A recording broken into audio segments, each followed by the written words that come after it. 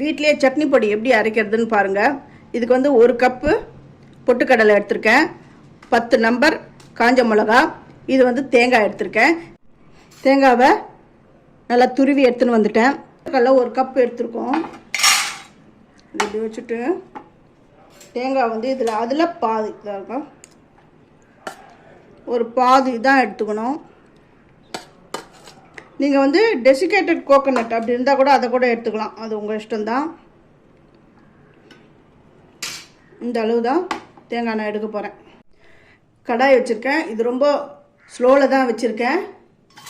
இந்த தேங்காய் பொடியை இதில் நான் சேர்த்துட்டு இது அப்படியே அந்த ஈரப்பதம் போகிற அளவுக்கு நம்ம இதை வறுக்கணும்.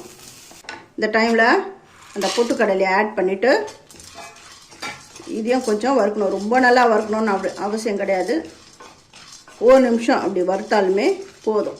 மிளகாவையும் போட்டு கொஞ்சமாக வறுக்கணும். இது நல்லா ஆறட்டும். ஆறின உடனே பொடி பண்ணலாம். ஃபஸ்ட்டு இந்த மிளகாயை போட்டுக்கணும். இப்போ நம்ம வறுத்து வச்சுருக்குறோம் இல்லையா, இதெல்லாம் சேர்த்துடலாம். இது கூட பெருங்காயம், அப்புறம் உப்பு. இது ஒரு தட்டில் கொட்டிக்கிறேன். இது கூட உளுந்து போட்டுக்கலாம், ஏன்னா அந்த சட்னி எல்லாத்துக்கும் வரணும், அதனால தான் 2 ஸ்பூன் உளுந்து போட்டுக்கிறேன். அப்புறம் கடுகு. இந்த கடுகு நல்லா பொரியட்டும். இதெல்லாம் செவந்து வர்றதுக்கும் இந்த கடுகு பொரியறதுக்கும் கரெக்டாக இருக்கும். பொரிஞ்சு வருது. இப்போ என்ன பண்ணணும், ஸ்டவ் ஆஃப் பண்ணிடணும். ஆஃப் பண்ணிவிட்டு இந்த கருவேப்பிலையை போட்டு பொடியில் சேர்த்துடுறேன். இதை நல்லா ஏர்டைட் கண்டெய்னர் பாக்ஸில் போட்டு வைங்க.